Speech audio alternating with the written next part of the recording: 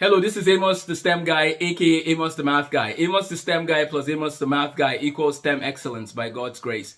I believe that we can inspire the next generation of scientists, mathematicians, and thinkers by looking at how the people in the 1700s were inspired. When you look at the history of math and science, the greatest mathematicians and scientists, for the most part, all came from the 1600s to the 1800s. We're talking about Newton and Euler and Gauss and Maxwell. They all came within a certain period of time, right? Newton being the greatest of all of them because he gave them the keys to unlock many things after that. But one of the greatest was Leonard Euler. And part of what I'm doing is I'm looking at the story of people like Euler and people like Newton who were not necessarily prodigies in the sense of doing calculus at the age of 5. They worked hard. They had systematic approaches to studying, right? If we follow their principles, we will go far as a nation. We will go far as families in our understanding of science and mathematics because they were the best of the best in their time until today. Nobody has beat out these guys, right? And so what are we going to do instead of talking about techniques that have not been proven to be true, instead of America reducing its time in the classrooms of teaching what matters?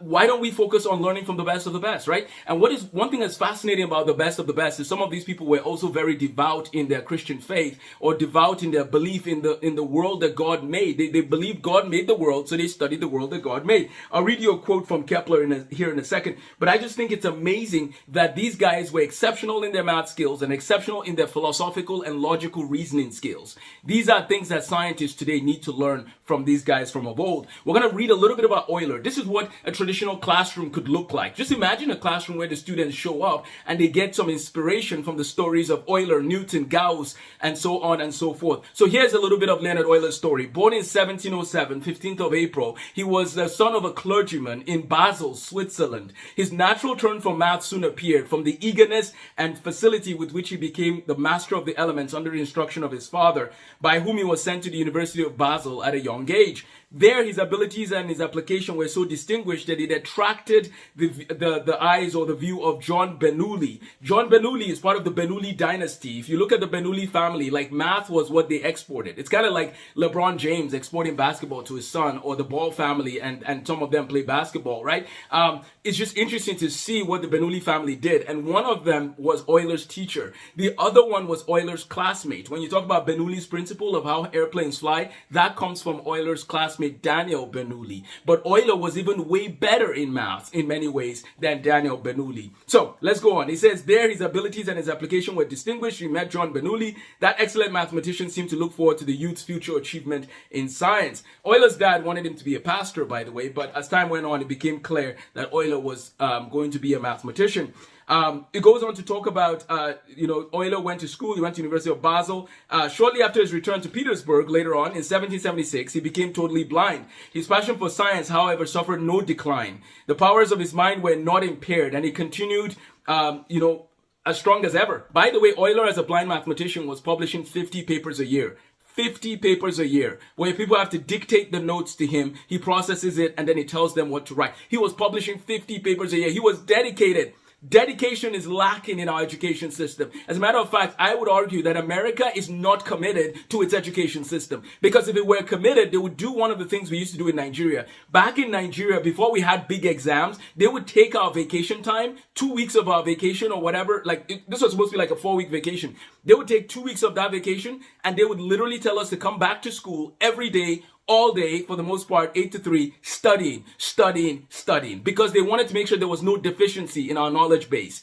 America, are we willing to be committed? Are we willing to sacrifice? Are we willing to do things that hurt in education? Because we are willing to do it in sports. And I play sports. I'm a basketball, soccer, tennis, and ping pong player. But I look at sports and it has its place. But also when it comes to learning, right? There are times where you have to stay up late. There are times where you have to wake up early. There are times where you have to travel far to learn from people to help you understand things, right? When I was in boarding school, I remember those days where some people like Tega and Enemaido and some of the other guys at Ijanikin would help me with math problems, or after this time, or on the weekend, or whatever.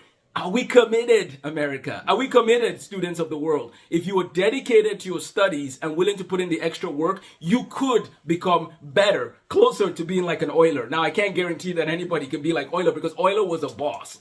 He was a boss in another frequency. Now, we talk about the most beautiful equation in math, e to the I pi plus 1 is equal to 0. That comes from Leonard Euler. Like, Euler is our guy, right? Newton was good too, but Newton wasn't as friendly about, he was like Newton and I would not have been best friends. Euler and I think would have gotten along.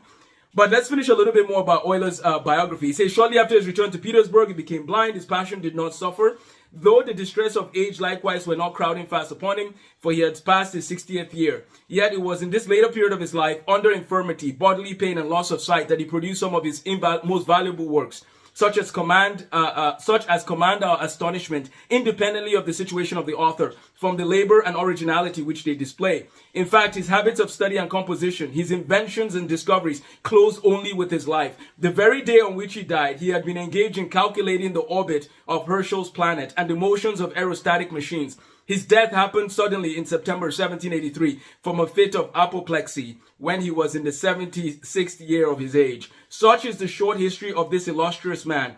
The incidents of his life, like that of most other laborious students, afford very scanty materials for biography, little more than a journal of studies and a catalogue of publications, but curiosity may find ample compensation in surveying the characteristics of his mind. By the way, Euler also had 13 children, 8 of which I believe died in early age.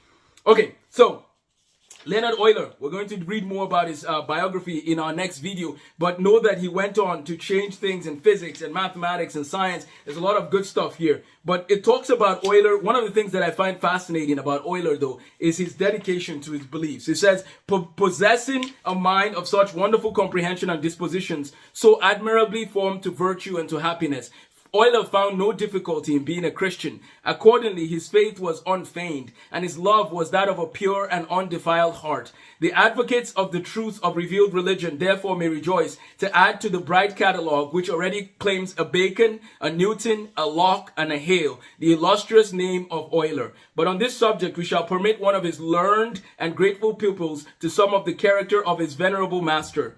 His piety was rational and sincere. His devotion was fervent. He was fully persuaded of the truth of Christianity. He felt its importance to the dignity and happiness of human nature and looked upon its detractors and opposers as the most pernicious enemies of man. The length to which this account has been extended may require some apology, but the character of Euler is an object so interesting that when reflections are once indulged, it is difficult to prescribe limits to them. One is attracted by a sentiment of admiration that rises almost to the emotion of sublimity, and curiosity becomes eager to examine what talents and qualities and habits belong to a mind of such superior power. We hope, therefore, the student will not deem this an improper introduction to the work which is about to peruse, as we trust he is prepared to enter on it with that temper and disposition which will open his mind both to the perception of excellence and to the ambition of emulating what he cannot but admire.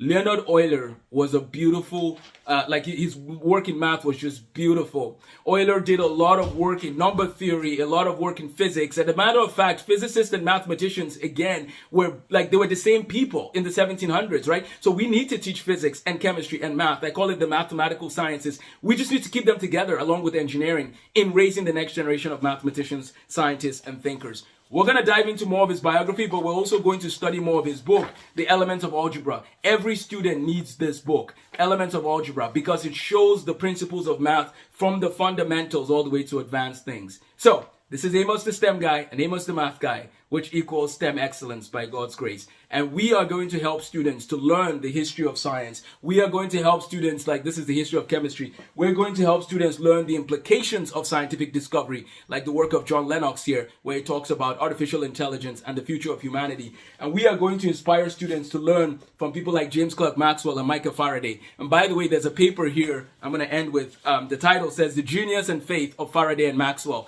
That paper was written by Dr. Ian Hutchinson, professor of nuclear science, or Ian Hutchinson, professor of nuclear science and engineering at MIT.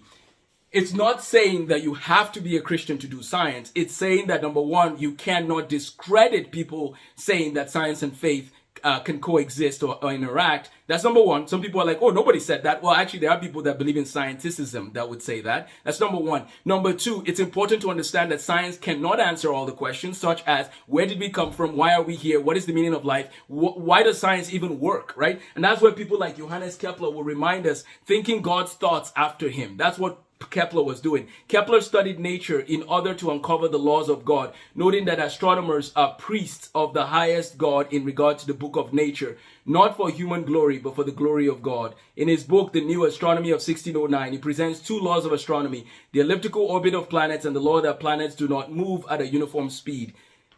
I'm excited. I'm excited to share more on the history and philosophy of science. And why am I doing all of this? Because I want people to live lives that make sense as they come to acknowledge the one who created all things. God bless and have a wonderful day.